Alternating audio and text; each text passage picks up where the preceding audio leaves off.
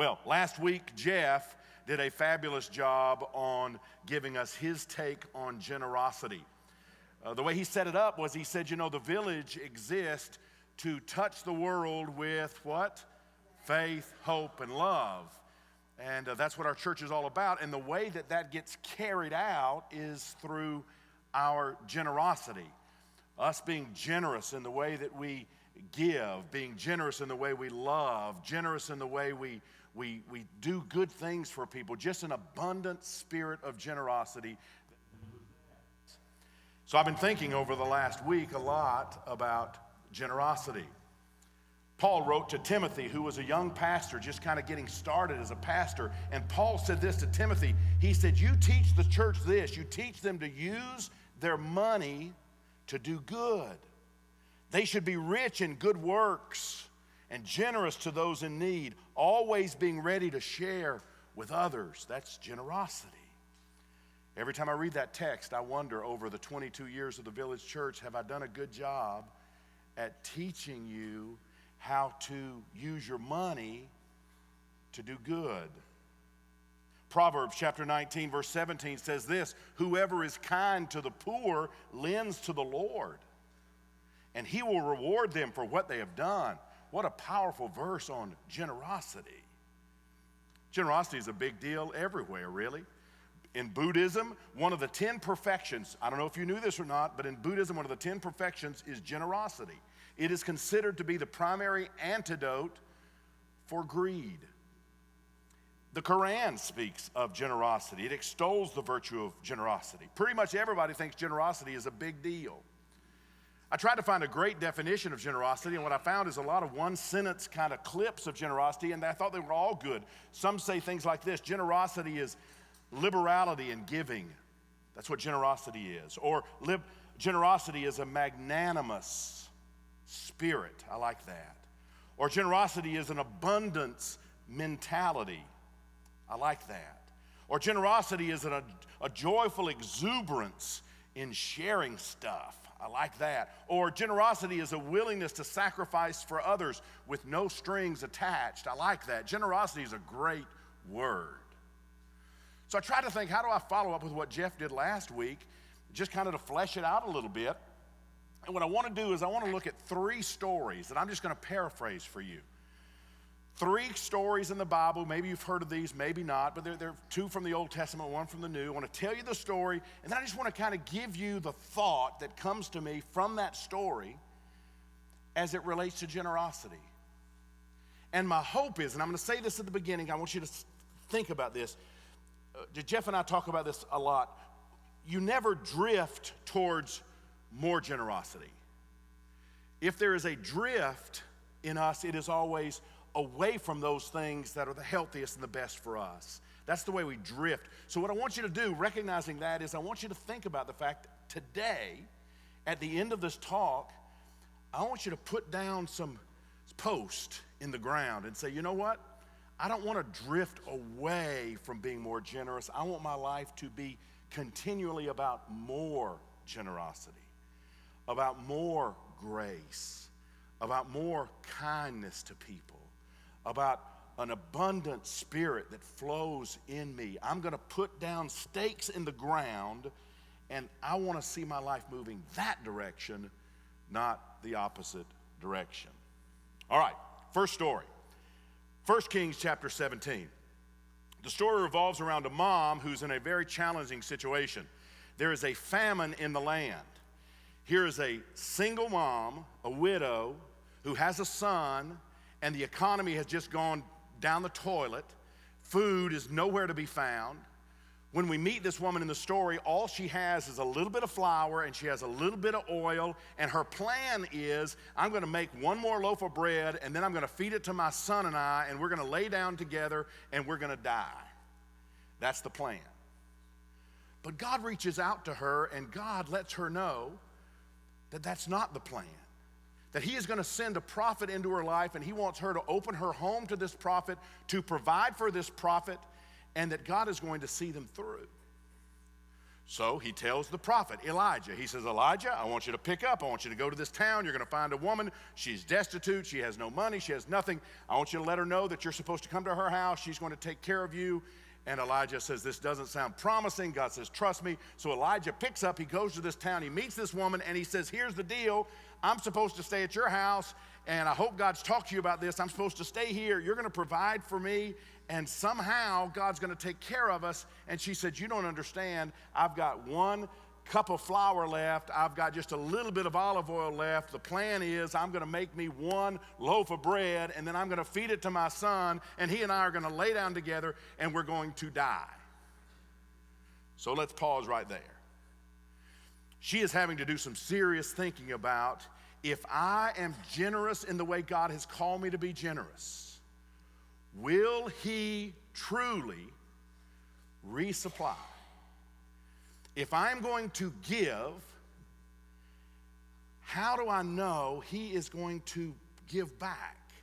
Because Elijah says, trust God. If we trust God, he is going to take care of us. I know he's going to take care of us. It made me think this week that all of us are in the same shoes as that widow. Every time we are moved by God in some way to do something generous, in the back of our mind, there is often a thought that says, if I do this, how do I know if God is really going to resupply? Does God have my back on this?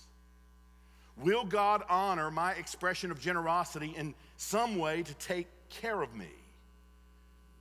And how we answer that question determines to a large degree how faithful and how generous we will be with our life. But we struggle here. I struggle here. I want to be generous, but there is in the back of my mind this thought, if I give this, how do I know I'm going to be okay? Let me pause and tell you just a quick story. So I become a Christian when I'm 13 years old. Grew up typical middle America family. Just church wasn't a big part of our deal. Mom and Dad started to have some marital issues, and somebody invited us to church, and so we started going to church, and so that was great. Couple of things. I've told you the things that I learned in church that weren't good, and there were many things I learned as a young guy growing up in church in the 1970s that weren't good. And I told you some things that they didn't teach me, that they should have taught me. There should have been talk about racism and how as Christians what we're supposed to fight for and how we're supposed to defend the underdog and things like that I never heard. So they missed it. They taught some things wrong, then they didn't teach some things they should have taught, but I honestly look back on that period of my life and I learned some things that served me well for the last 40 years. One of the areas is the area of generosity as it relates to giving. So we're in this little country church, and I remember that they preached and taught something called the tithe. Now, this is not about tithing. I'm just telling you a personal story, and we'll move on to something else. But just let me tell you what they were saying. They were saying that as followers of God, the first 10% of what we make, if we give back to him, he gives us 100%, blesses us with 100%. It all belongs to him. We give 10% back in honoring to him. My mom and my dad embraced that, and that became a part of our family tradition. We became kind of just, that's the way we were. We gave God that first part. It was so funny that as I listened to these sermons, and I'm 13 years old, I began to think, one day I'm going to be able to get a job, and one day I'm going to be able to give 10%, the first 10% back of what I make. And so when I was 15, I got a job at Food Giant. Y'all remember Food Giant? As a sack boy, and we'd also have to go back to the bottle room. Remember people would bring bottles back to the grocery store and you'd have to put the bottles. Anyway, it's crazy. But I began to get little checks, and it may seem corny to you, but to me, it was the biggest deal in the world that I could write. I had a little checking account. I could write a check to the church for the 10% off of the money that I received. So if I made $130, I would write a little $13 check, and I would put it in the offering at church, and I felt as if I was stepping into manhood. I don't know if that makes sense to anybody. It feels like a big deal. Okay, so then I get married at 17. I've told y'all, that wasn't the wisest move in the world to get married at 17, okay? I didn't know. I produced 2 beautiful sons, and so that was all good, but we went in with good intentions, and we were going to continue to tithe. But now we are young and we are married. But we did. And it was amazing we just learned to live on 90%. Wherever we were, we just learned how to live on 90%. And it seemed to me as if God was blessing me. Okay, so I get into college, and I'm doing well in college, and there's some scholarships that are supposed to be available to me, and they keep not hitting for me, and so my debt in college just keeps moving down the line, but I'm giving, I'm trusting, God resupplies, He takes care of us, it's just the way things are. And then I get a notice from the registrar that I owe $6,000 and I can't continue until the $6,000 is paid up. Now, $6,000, 1981, is a lot of money. It is a lot of money. And I'll be honest with you, I got upset a little because I thought, I have been trusting you, God, from the beginning of my Christian walk. In my little childlike way, I've been trusting you, and I've been giving you 10% of everything that I make, and I'm trying to serve you, and I thought that there was this promise that you would take care of me. In fact, you said in your word, test me in these things, and I will pour out blessings on you, and now I'm about to get kicked out of school, and I don't even know what to do. So these things are rolling around in my head. Now, this is before cell phones, so I'm in a class, and they come to the door of the class, and they say, there's a message for you in the office before you leave the campus. And I go to the office, and there is a note from the pastor of one of the big churches in Houston. His name's John Bassanio. Jeff, you'll remember John. John Bassanio, whom I knew a little, but he was the pastor of a really large church. And the message was, can you come to my office? I need to see you. So I did. Again, I'm 19 years old, 20 years old, don't know much. I mean, I'm really kind of clueless about all kind of things. And I go to his office, and he says this. He says, a little bird told me that you owe $6,000. And I said, yes, sir, I do. And he said, do you know the registrar goes to our church? And I said, no, sir, I don't. And he said, his name is Jerry Ford. And he said to his secretary, get Jerry on the phone. I'm sitting in this man's office. I'm so nervous. I can't believe what I'm in his office. I don't know what's going on. But he gets on the phone, and he says, Jerry, I got a young preacher boy here by the name of Ray Waters. Do you know him? And evidently, Dr. Ford said, I do. And he said, he's in a little mess with his bill, $6,000. He said, what if we pay $3,000 of it and you write $3,000 off? And he said, thank you, Jerry, very much. And he hung up the phone, and he said, there you go, my boy. Now, I never had anything like this happen to me. I never had anything like this happen to me. That was cool, the way the music just kind of swelled over that story. Climactic moment, music kind of sets the tone. I never had anything like that happen to me, but it did something in me because I said, you know what? It doesn't always come in money, but God always blesses those who have a generous spirit and put Him first. I began to memorize scriptures. You know these scriptures like Philippians 4:19. My God shall supply all your needs according to His riches in Christ Jesus. I began to think, wow, that's true. Scriptures like Matthew 6:33, seek first the kingdom of God and His righteousness, and all these things will be added unto you. These things that you worry about, you won't have to worry about them anymore. And it did something in me in understanding God would resupply if I put Him first. Now, pull this out because I wanted to do a little illustration that's simple. I don't know how to draw on these things, but I just thought this might be something that's helpful because I know that we talk about generosity and we talk about resources and we talk about sharing and giving and an openness, and we don't do it in a legalistic way. We share it in a way that's real positive. And I know that there are people who sit in the same section of the church over years of time, and person A and person B leave with exactly the opposite approach to how they're going to handle their resources. Let me show you what I'm talking about. There are people, we'll call this guy, he'll just see person one, all right? Person one comes to our church, he likes the music, he likes the positive approach, all that kind of stuff, and he says, but here's my dilemma. I am here with my resources, but I want to get here. And this is a big deal to me, and for me to get here, can y'all see that? Can y'all see that all the way over here? If I'm going to get here, the way I'm going to do it is I'm going to keep 100% of everything that comes down the pike Because getting to here, this is my retirement, this is my kids going to school, this is a lake house, this is anything that I have on my wants list. For me to get here, I'm going to do this. Now, interesting to me, same row, 2 or 3 seats down, there's another person. The other person says, we're hearing the same messages, we're here, we get that, and we want to go here. But we hear this stuff about trusting God, not holding on to things too tightly, understanding that God, there's never a time when we give that it doesn't put into motion some amazing things in the universe. So we are going to live here. We're going to do all the cool stuff.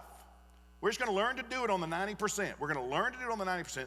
And as we do it here, not only do we believe we're going to get here, but we also believe that there's a place called C, which is abundance and blessing and more good things than you could ever imagine. And we're not talking about in your bank account, we're just talking about in life. There's the potential for this as we trust God here. He's going to get us here, and he's even going to take us beyond here. Now, here's the punchline to this. These two people both go to our church. This person thinks this person is an idiot. And this person thinks this person is an idiot. This person says, but why wouldn't you trust God? We stand up and we sing, all to Jesus I surrender. We sing that. I see you singing it. Why wouldn't you trust? Why wouldn't you trust? This guy says, you drank the Kool-Aid. You drank the Kool-Aid. You got to watch those pastors. He's going to be asking for an airplane soon. You'll watch and see. You watch and see. That's what he's thinking. This guy, he says, we're just going to trust, we're going to believe. So, both are idiots in the other's opinion. My question to you is a simple one. Which idiot are you? Which idiot are you? As for me and our house, we're this idiot. And I'll tell you this. Without being emotional, I'll tell you this. My income's never been much. It's never been much. But I've been blessed more than anybody that I know. I have seen more than anybody I know. I've done more than anybody I know. And it may be naivete, but I believe it is because a long time ago, my hands opened up and I said, God, it's all yours. It's all yours. So, let's get back to our story. In our story, the woman says, all right, we're trusting God to resupply. All we have is a little flour, a little water. We're planning to die. We'll see how this works. She makes a loaf of bread. She takes it to the prophet. She goes back, and there's more flour and there's more olive oil. And she makes another loaf of bread, and she takes it to her son, and she goes back, and there's more flour and there's more olive oil. And you know, I don't know how this worked. I just know that the Bible says they made it on a diet of bread until the famine passed, and she had learned a valuable, as did the prophet, a valuable lesson. If I were going to sum it up in a sentence, I guess it would be this: God-honoring generosity. God-honoring generosity is giving and trusting that God will supply. God-honoring generosity is giving and trusting that God will supply. Second story from the life of King David. We all love David. David's the little boy that defeats Goliath, and David's the one who has all these victories in his life, and it's so cool, and he becomes the king, and it's considered the golden era of Israel. When you go to Israel today, it's still the golden era was the era when David ruled. Those 40 years, that was the best of the best. But something happened to David. David started out being this guy. Do y'all remember when y'all were first starting out how humble things were? Do y'all remember? We remember how humble things were in the early days. I mean, maybe you've achieved a lot in life, but you remember when it was kind of peanut butter and jelly and ramen noodles. My boys thought that was the coolest thing. When I was a single dad, we ate ramen noodles for everything. I mean, that was like, you know, I convinced them this was like expensive, good food. It's like, let's get some more ramen noodles. So anyway, so we all kind of remember that, but then we get a little success, and what happens for most of us? Even the stories change. No longer is it stories about how God did something special for us or about how God miraculously intervened. When we start getting a little more success, it's like, well, then I was really sharp and I did this and I was able, it's the power of my leadership ability and I was able to pull this off and I was able to do this. And it's like, where did that humble understanding of, anyway, so David has the same issues. David has the same issues. So much so, he calls his general in one day and David says, I want you to number my troops. Now, the general knows exactly why he's asking this, and the general, who's a friend, says, David, please don't ask me to number your troops. Because the general knows the reason David wants to know how big his troops are is so he can sit with other kings and he can say, let me tell you how big my army is. Let me tell you how big my military is. And so the general said, David, we've never numbered the troops. That's a God thing. He's taken care of us. He's given us victory. We don't want to do that. And David says, do what I say, number the troops. And the general said, yes, sir. And he goes, and he numbers the troops. And he comes back and he tells David, here you go, David. Your number, 1,300,000. You have 800,000 soldiers in Israel. You have 500,000 soldiers in Judah. Combined, it's 1,000,003. There you go. Go brag if you want to. And David realizes fairly soon after this little encounter that he has lost all perspective, that he has taken his eye off of God who has blessed him and he has made it all about him, and there were some consequences, serious consequences. You want to read about it, it's in 2 Samuel chapter 24. I don't even want to get into it today. 2 Samuel 24, serious consequences. And so now David is saying, oh God, I am sorry, that is not the way I want to live my life. I want to live my life humble and open to you. So David says this, he says, I'm going to build an altar. And that's what they would do in the ancient world. They would build an altar, they would take some stones and they would build some little configuration of stones, and then they would oftentimes sacrifice an animal there. But it was just a reminder that I got off the course and now I'm back on the course. I lost my way, now I'm back on the way. And this will be a reminder to me that it was here that I kind of got my senses back. So David is going to go do this, and he finds a piece of land, and the man comes to him and says, King, you want to build an altar here? I won't even make you buy the land. I will give you the land. And King, I know you were thinking about maybe buying some stones and having people move them in for you. I'll give you the stones. I'll provide the labor to actually line everything up for you to build this altar that you want to build, so you won't have to put any, I'll give you even the animal you're going to sacrifice. King, I respect you, love you, admire you, so we'll take care of this. You'll have an altar. It'll be David's altar, but I'll build it. And David, in his right mind, said this. David replied and said, I'm not going to make a sacrifice to God that cost me nothing. I'm not going to make a sacrifice to God that cost me nothing. In that moment, it was as if David recaptured his integrity. In that moment, it was as if David recaptured his humility. He needed to recalibrate. He had lost his way. Good gracious, I have lost my way. I have lost my way so far. But then there's those moments when you come back and you say, wait a minute, this is where I am. This is who I am. And David says, I'm not giving God something that's free to me. Which makes me think this, expressions of generosity often reveal the true condition of our heart. Our expressions of generosity reveal the true condition of our heart. If David had said, yes, sir, you pay for that, that'll be great, I'll still have my name on it, that would express a not very repentant heart. I was thinking about this week. Y'all know when we do clothing drives, and we all say, let's get things together for the poor and the homeless and all that stuff. And we all do.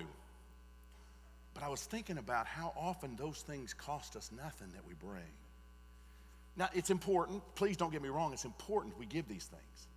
But you know what I do? I go through my closet and I put on everything. And I have some shirts that fit me. What do you call shirts that come to here? What do you call that? What is it called?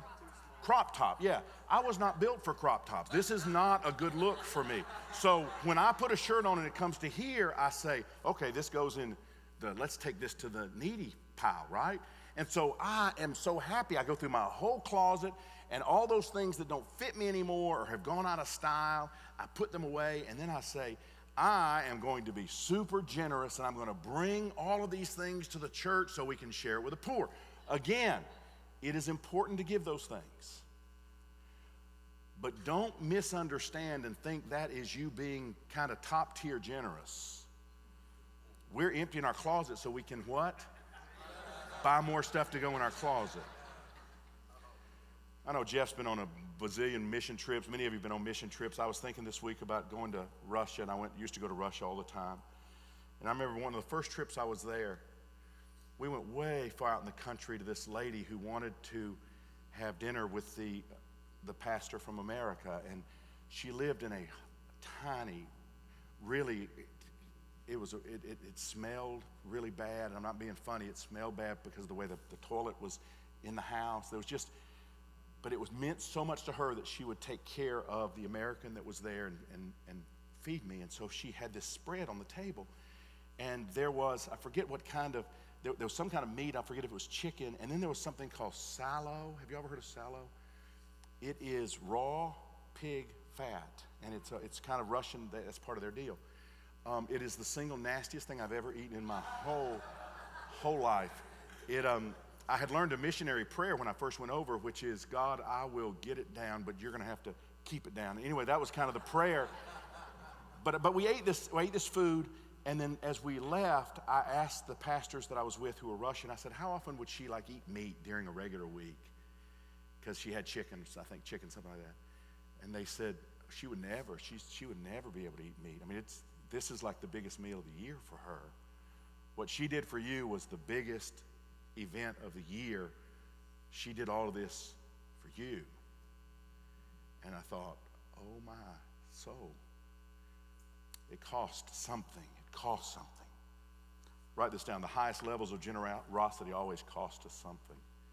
The highest levels of generosity always cost us something. Third story, I'm going to go quickly because you know this one, I think. New Testament, last week of the life of Jesus. It's in Luke chapter 21. Jesus is sitting with the disciples. Only time he ever did this, and he's sitting by the offering bin where people come in and they drop their money to give to the temple. And so Jesus is there, and you can see he's using it as a teaching moment because big guys are coming in and they're dropping in big gifts, and I can see the disciples are like, whoa, man, Jesus, did you see that? That was big. That was big. And then this woman comes, and she's just an old lady, and I'm sure she just took forever to get there, and she dropped in 2 tiny little coins. In fact, we use this in our vernacular today, the widow's mite. She drops in 2 tiny little coins. And I can see the disciples, because they're young, and we all have been there. They're kind of, what are they going to buy with that? That's nothing. And Jesus says, fellas,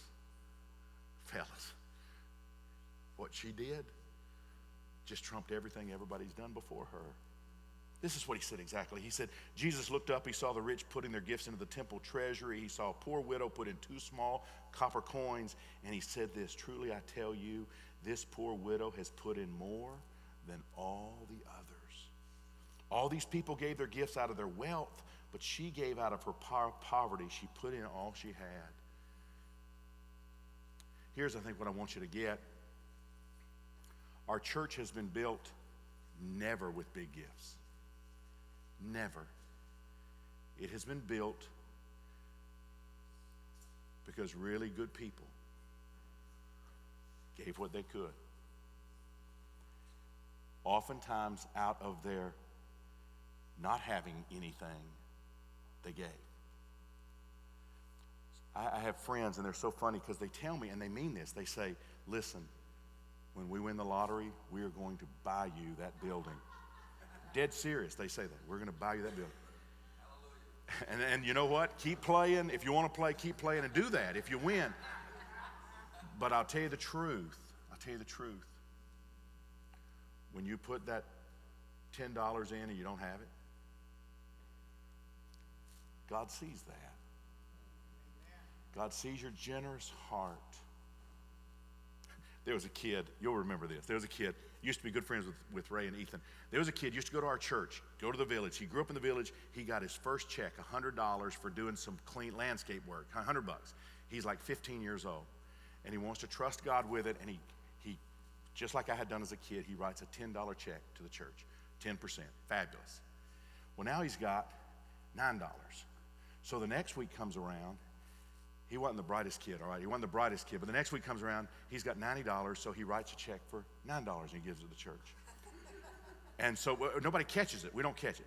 Next week comes around, because now he's got $81, right? And so next week he writes a check for $8. I think when we saw a check for $8.10, we thought, what is up?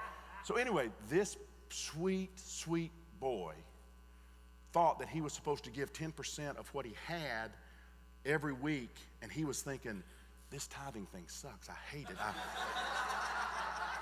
had 100, and now I have 90, and now I have 81, and I can see in a few more weeks I'm not going to have anything. And it's like, no.